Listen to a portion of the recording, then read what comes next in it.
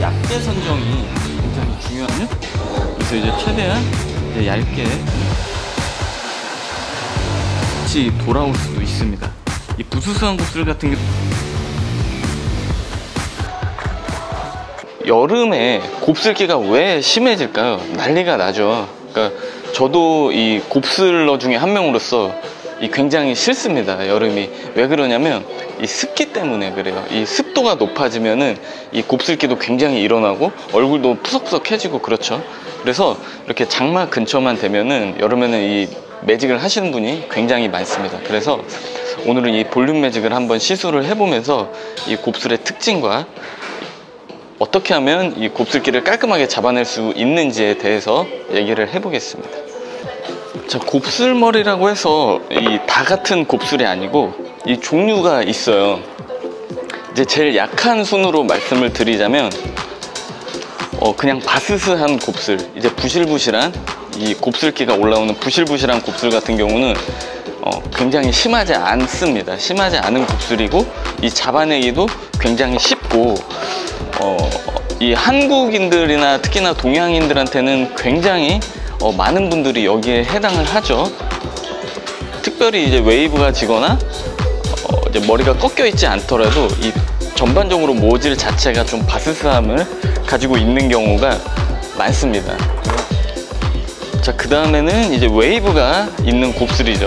머리가 휘어져서 이제 컬이 생겨 있는 그런 곱슬입니다. 이 휘어지는 정도에 따라서 좀 다르기는 한데 그 컬 자체가 굉장히 좀 휘어진 곱슬은 이제 웨이브가 있죠. 딱 봤을 때 머리가 약간 곱슬곱슬합니다. 이 부스스한 곱슬에 비해 조금 컬감이 있기 때문에 잡기는 더 힘듭니다.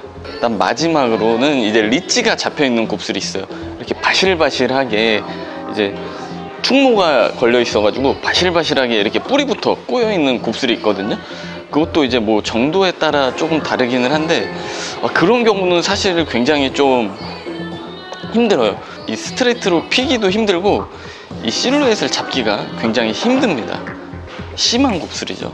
오늘 고객님의 경우는 이제 컬감이 있는 그런 곱슬이에요. 이제 머리가 휘죠. 휘고 이제 돌아가고 뭐 요 정도의 곱슬인데 이제 장마 때는 부스스함이 같이 올라오기 때문에 이제 감당이 안 되죠. 그래서 오늘은 깔끔하게 필 겁니다. 자, 이렇게 모발 진단이 끝났으면 이제 약재 선정이 굉장히 중요하거든요. 저는 너무 강한 파워의 약을 쓰지는 않을 거고요. 이제 제가 평소에도 많이 쓰고 굉장히 이제 볼륨 매직을 할 때 많이 쓰는 시세이도 크리스탈 라이징으로 시술을 할 겁니다. 자, 이렇게 연화를 할 때도 굉장히 꼼꼼하게 윤기가 올라오게 잘 해줘야 돼요. 빗질을 너무 심하게 세게 하면 안 돼요. 최대한 빗을 눕혀서 부드럽게 해줘야 됩니다. 이 약재가 닿는 순간 이제 모발이 팽창하고 약해지기 때문에 이 빗질을 과도하게 하다 보면은 손상이 올 수가 있어요. 그래서 이제 최대한 부드럽게 약이 뭉치지 않게 펴서 발라주는 거죠. 이제 연화를 충분히 보면은 곱슬기는 분명히 확실하게 펴지겠지만 그만큼 모발의 이 체력이 떨어지기 때문에 손상이 올 수가 있죠. 이제 그런 부분을 잘 고려를 해서 얼만큼 남겨 놓을 것인가도 분명히 정해야 됩니다. 자, 오늘 같은 경우는 조금 확실하게 펴줄 거예요. 대신에 이제 전처리나 후처리 같은 거 꼼꼼하게 잘 해주겠습니다. 안 그래도 이 습기 때문에 피부도 부스스하고 옷도 꿉꿉하고 그런데 이 머리까지 또 이게 부시시해 보이면 굉장히 정리가 안 되는 그런 느낌을 받거든요. 그래서 여름에는 이 볼륨 매직 하시는 분들이 굉장히 많습니다. 자, 저 같은 경우는 연화할 때 열 처리하는 거를 좋아하지 않아요. 이 열이 균일하게 들어가지도 않고 이 겉부분이 너무 연화가 더 다른 데에 비해 많이 나오는 것 같아서 이제 저는 최대한 자연 방치로 연화를 하고 있습니다. 자, 이렇게 이 페이스 라인 쪽에 이 잔머리 같은 경우는 모발이 얇기 때문에 이 곱슬기가 조금 더 심합니다. 그래서 훨씬 더 이 섹션을 얇게 떠서 조심스럽게 발라주셔야 돼요. 그러니까 이 부분은 이제 머리카락도 얇기 때문에 이 잘못돼서 이제 두껍게 발라버리거나 오래 방치를 해버리면 이 부분은 또 바로 손상이 올 수 있는 부분이거든요. 그래서 이제 최대한 이제 얇게 섹션을 나눠서 꼼꼼하게 따로 발라줘야 됩니다. 자, 이렇게 약을 꼼꼼히 잘 발라주면 윤기가 벌써 싹 올라오죠. 자, 모발이 떨어지는 방향에 맞춰서 빗질을 해서 머리를 내려놓을 겁니다. 자, 위에 부분은, 위쪽 새로 자라난 부분은 이 총타임 10분이 됐고요. 이제 아랫부분은 조금 손상이 진행되어 있기 때문에 이제 5분이 됐습니다. 이 정도면 연화가 잘 나왔어요. 자, 오늘 펌제 같은 경우는 이 알카리계 펌제이기 때문에 이 모발이 알카리화가 되다 보면은 머리가 조금 거칠어지거나 좀 약해질 수가 있거든요. 그래서 이제 pH 밸런스를 맞춰주면 다시 이 윤기가 올라옵니다. 자, pH 밸런스를 맞춰주는 작업을 하겠습니다. 이 모발이 너무 알카리화가 되다 보면은 이 머리가 조금 거칠어질 수가 있거든요.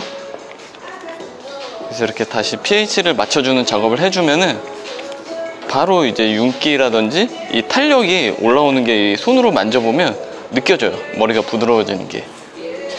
자, 손상을 최소화시키기 위한 방법 중에 하나죠. 자, 이렇게 왼손으로 만져보면은 머리가 확실히 다시 이제 올라오는 게 느껴져요. 자, 이렇게 모발이 다시 올라오죠. 지금 연화가 10분이 지난 상태인데도 이렇게 pH 밸런스를 맞춰주니까 다시 이렇게 윤기가 올라왔습니다.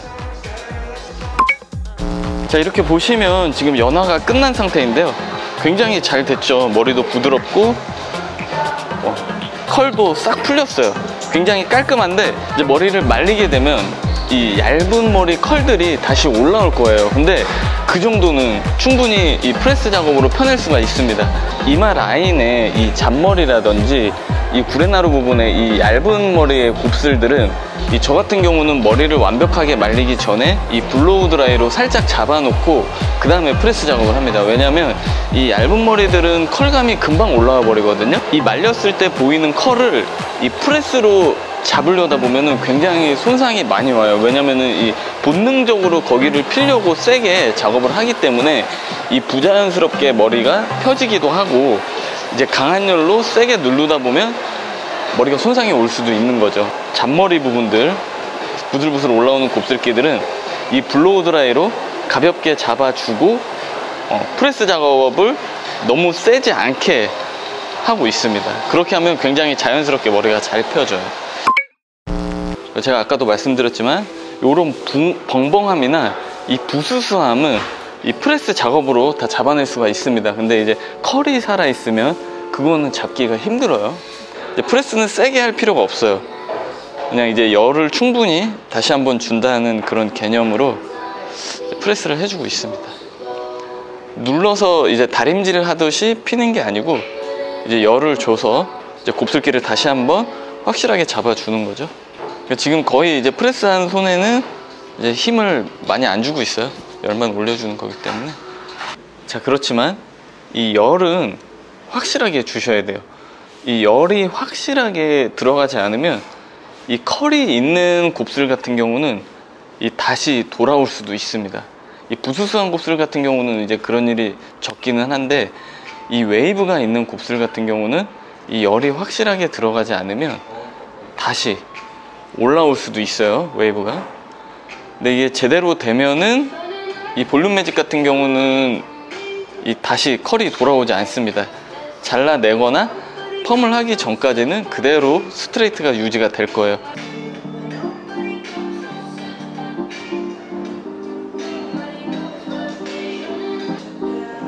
자, 스트레이트가 다 끝났습니다. 머리 깔끔하게 잘 펴졌고요. 이 곱슬기랑 컬이 많은 상태에서 커트를 해서 이 텐션이나 그런 것들이 정확하지가 않을 수가 있어요. 그래서 머리를 이렇게 스트레이트를 해 놓은 다음에 다시 한번 커트 선을 맞춰 줄 거예요. 이렇게 컬이 좀 심한 머리는 꼭 마무리 컷을 다시 봐줘야 됩니다. 어차피 오늘은 이제 볼륨 매직을 했으니까 이 라인을 최대한 살려줄 수 있는 그런 디자인을 할 거예요.